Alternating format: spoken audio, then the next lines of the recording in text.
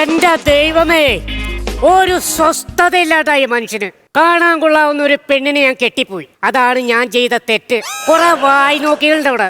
തോറ്റു ഞാൻ അവരെ കണ്ട്. ആരടാ ഗേറ്റിങ് കിടന്ന് തിരിയണത്? ചേച്ചിയെ മീൻ വേണോ? മീൻ എടാ, പന പോലെ ആണൊരുത്തർ ഇവിടെ വിരിഞ്ഞു നിന്നിട്ട് നീ ചേച്ചിനെ മാത്രമേ കണ്ടോളൂ. നീ ചേച്ചിയോടാണ് മീൻ മേടിക്കാൻ ചോദിക്കുള്ളൂ, ചേട്ടന്മാരോട് ചോദിക്കില്ലേ? ചേട്ടാ മീൻ വേണോ? വേണ്ട. നിനക്കൊന്ന് അമ്മയും മെങ്ങന്മാരികളോ? എന്താ ചേട്ടാ മീന്? നീലത്തി മീൻകലം കേട്ടോ. ഇവിടെ മീൻ മേടിക്കാൻ വേണ്ടി വന്നേക്കളെ കാഴ്ചയെ കാണുന്നത്. നിന്റെ അടുത്ത് ഞാൻ പലതവണ പറഞ്ഞിട്ടുണ്ട്, വീട്ടിൽ നിൽക്കുമ്പോ ഒരുങ്ങിക്കെട്ടി മേക്കപ്പ് ഇട്ട് ഫുൾ മേക്കപ്പ് ഇട്ട് നിൽക്കരുത്. ഇതിനിപ്പോ എന്താ ഒരു കുഴപ്പം? ഇതിനല്ല കുഴപ്പം, നിനക്കാ കുഴപ്പം. എടീ, ഞാൻ പെണ്ണ് കാണാൻ വന്നപ്പോ പോലും നീ ഇതുപോലെ അണിഞ്ഞൊരുങ്ങി വന്നിട്ടില്ല. അതെ, എന്റെ ഡ്രസ്സിന്റെ കുഴപ്പമല്ല, നിങ്ങൾക്ക് സംശയം, അതാ കുഴപ്പം. സംശയത്തിന്റെ അല്ല. നീ നോക്കേ, നമ്മുടെ മുമ്പിൽ കൂടെ ഇഷ്ടം പോലെ വണ്ടികൾ പോകുന്നുണ്ട്.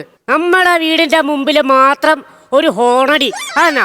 അതെ, നമ്മുടെ വീടിന്റെ മുന്നിൽ വളവല്ലേ, അത് വളയ്ക്കാൻ വേണ്ടി ഹോൺ അടിക്കുന്നതാ. വളയ്ക്കാൻ വേണ്ടിയിട്ടാണ്, നിന്നെ വളയ്ക്കാൻ.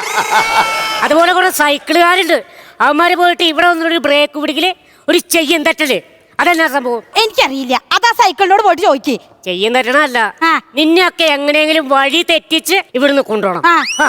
മനസ്സിലായോ? അങ്ങനെ എന്നെ പൊട്ടനാക്കിയിട്ട് ആരും അങ്ങനെ സൂക്ഷിക്കണ്ട. ഞാനൊന്ന് മാർക്കറ്റിൽ പോയിട്ട് വരാം.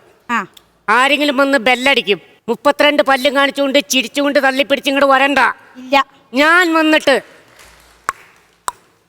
ഇങ്ങനെ 3 പ്രാവശ്യം ഞൊട്ടിക്കും. അപ്പ മാത്രമേ വാതില് തുറക്കാവുള്ളൂ. മനസ്സിലായോ? മനസ്സിലായി. ഓ, ഈ മനുഷ്യന്റെ ഒരു മുടിഞ്ഞ സംശയം. ഒന്ന് ടെസ്റ്റ് അടിച്ചാലോ?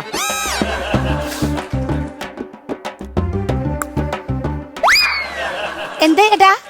സത്യത്തിൽ നീ ആരെവിടെ പ്രതീക്ഷിച്ചത്? ചേട്ടനെ.